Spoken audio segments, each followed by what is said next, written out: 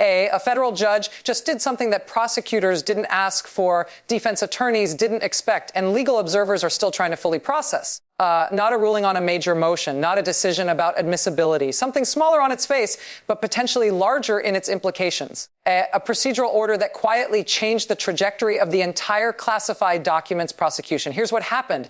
Judge Aline Cannon issued a scheduling order that on its surface looked routine. Deadlines were set, dates were assigned, the kind of administrative document that gets filed in courthouses across America every single day. But buried inside the language, tucked between standard boilerplate and routine calendar management, was something that made experienced federal prosecutors stop and read the order twice.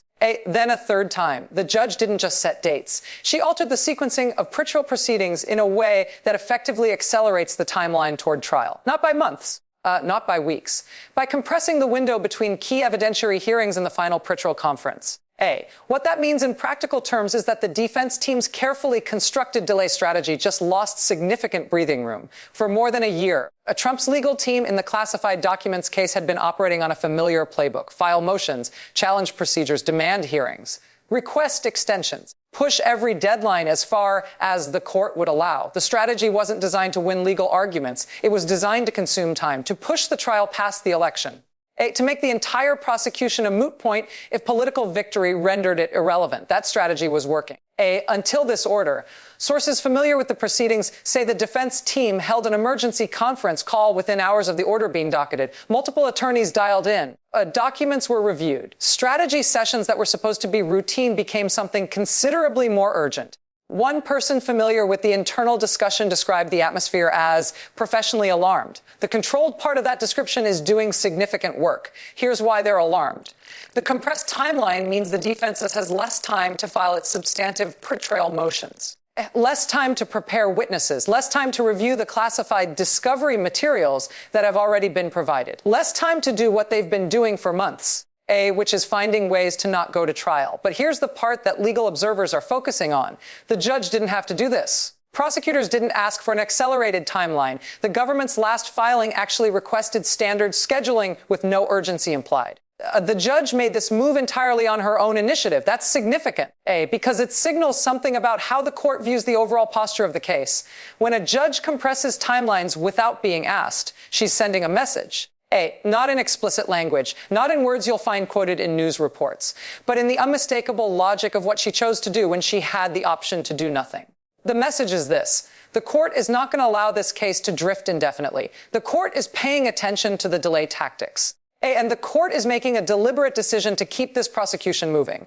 One former federal judge who reviewed the order described it as quietly aggressive, not overtly hostile to the defense. Not a rebuke, but a clear statement that the judicial patience that has characterized this case so far has limits. And those limits are now being signaled. Let me be specific about what this means in practical terms. The compressed timeline brings the trial date closer than the defense had calculated.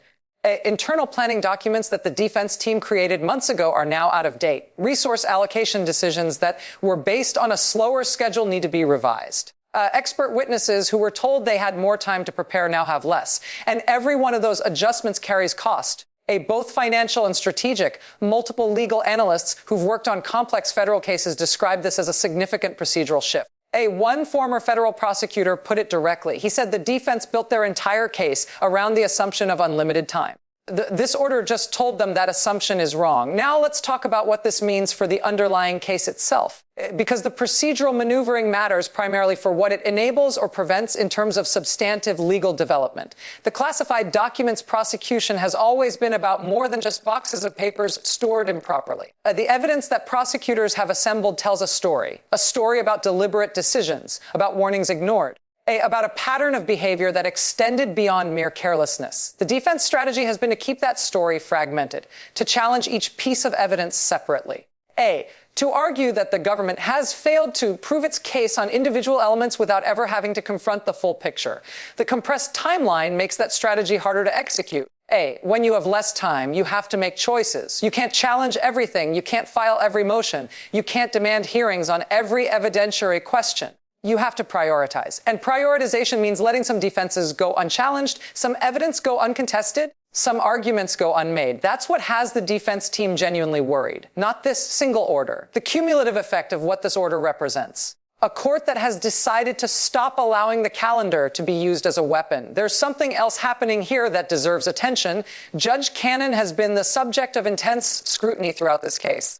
Critics have accused her of favoritism toward the defense, of slow-walking proceedings, giving Trump's legal team leeway that ordinary defendants wouldn't receive. Supporters have defended her as methodical and thorough, a judge who wants to get the procedural decisions right before moving to trial. This order complicates both narratives.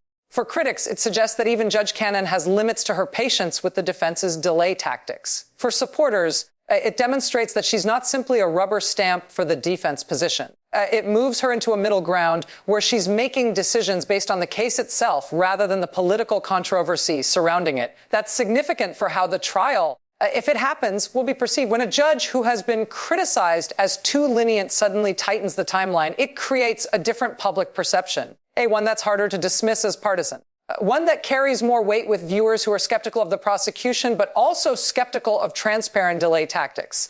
Let me address something here that legal commentators are discussing quietly, but not always saying publicly. The timing of this order, coming when it did, suggests something about how the court is viewing the broader landscape. There have been reports of internal disagreements within the defense team.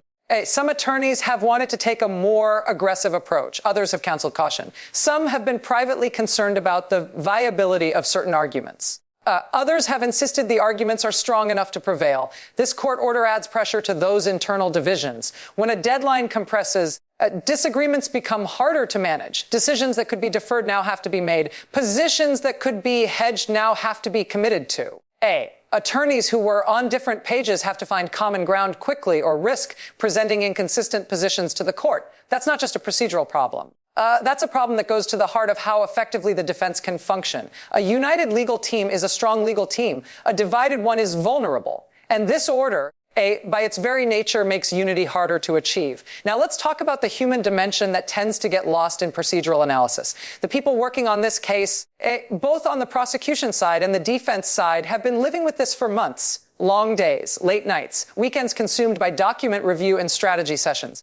Families disrupted, lives put on hold. Every attorney who works on a high-profile federal case understands the sacrifice involved. But this case has been particularly demanding because of its duration and its unpredictability. The compressed timeline changes the human equation. It means less time to prepare, but also less time to endure the stress of preparation. It means a faster path to resolution, which carries its own emotional weight. There's a psychological dimension to knowing that an outcome is coming sooner rather than later, one that cuts both ways.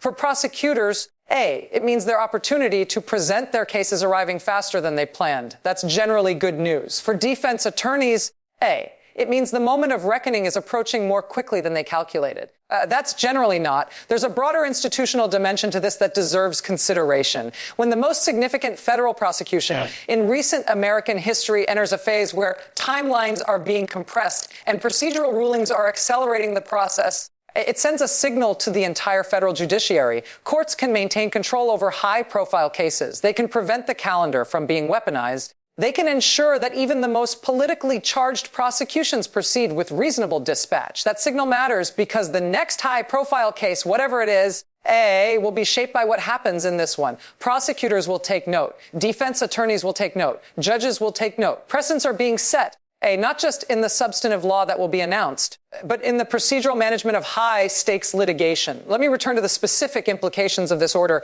because the details are where the real story lies. The compressed schedule means that a potential hearing on classified discovery issues will now occur earlier than the defense anticipated. That's significant because those hearings involve highly sensitive material that the defense has been trying to use as both a shield and a weapon. Challenging the classification decisions, questioning the security procedures, suggesting that the prosecution has mishandled the classified materials in ways that prejudice the defense. Earlier hearings on these issues mean earlier resolution. An earlier resolution means less time for the defense to use these issues as leverage in plea negotiations or as arguments for dismissal. Multiple former intelligence community lawyers who reviewed the schedule changes noted something important.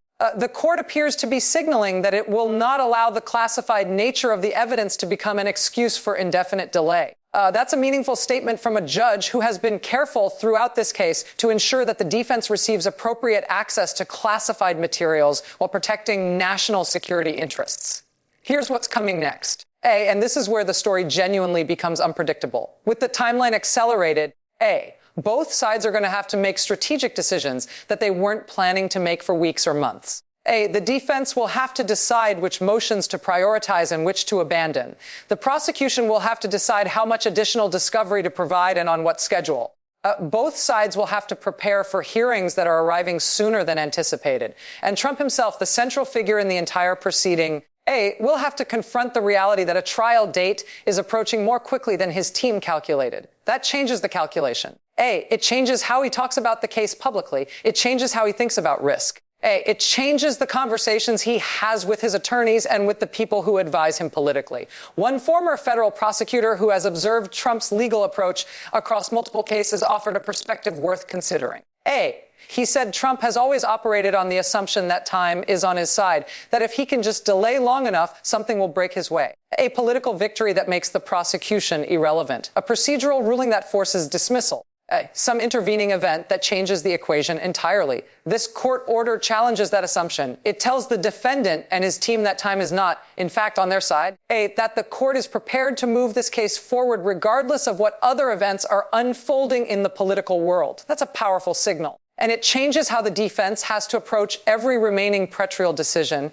There's a deeper story here that goes beyond one procedural order. What we're watching in this case and in the other Trump prosecutions is a test of something fundamental, whether a system that was designed to function slowly, deliberately, A, and methodically can handle a defendant who has made delay the centerpiece of his legal strategy. A, whether the procedural architecture of the federal courts is robust enough to withstand a coordinated effort to manipulate the calendar itself as a weapon. That's what this order is really about, not scheduling, not deadlines. A, the question of whether the judicial system can maintain its integrity and its momentum when a defendant with unlimited resources and a political platform is determined to stop it from moving forward. The answer, at least in this case and from this judge, appears to be yes. Not emphatically, not dramatically, but in the quiet, methodical way that courts work when they're functioning properly. A schedule change here, a deadline compression there, nothing that makes headlines, nothing that signals outrage, just the steady, inexorable movement of a legal process that has decided it will not be stalled indefinitely.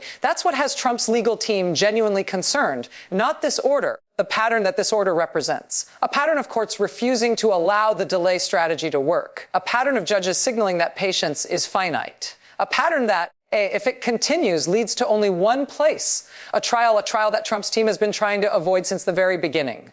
So where does that leave us right now? Right this moment, with the compressed timeline in place and the implications spreading through both legal teams, it leaves us at a genuine inflection point.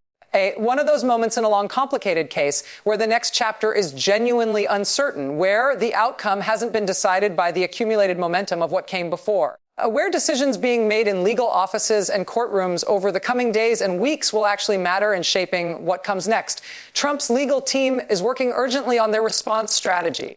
Prosecutors are preparing for the accelerated hearings. The court is moving forward with its new schedule. And somewhere in all of that machinery, something is building toward a moment that none of us have seen yet. The most famous name in American public life, the man who has built his entire legal strategy around delay, facing a system that has decided to move faster. The answer to whether that strategy works is coming sooner than anyone planned. And when it arrives, it won't just tell us something about Donald Trump. It'll tell us something about whether accountability in America actually means what it says.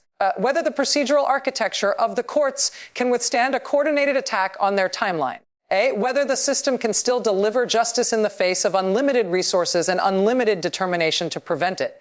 That's what's really at stake. That's what this unexpected procedural move just pushed closer to resolution. And one way or another, that resolution is coming. The question isn't whether it arrives. The question is what it says when it does.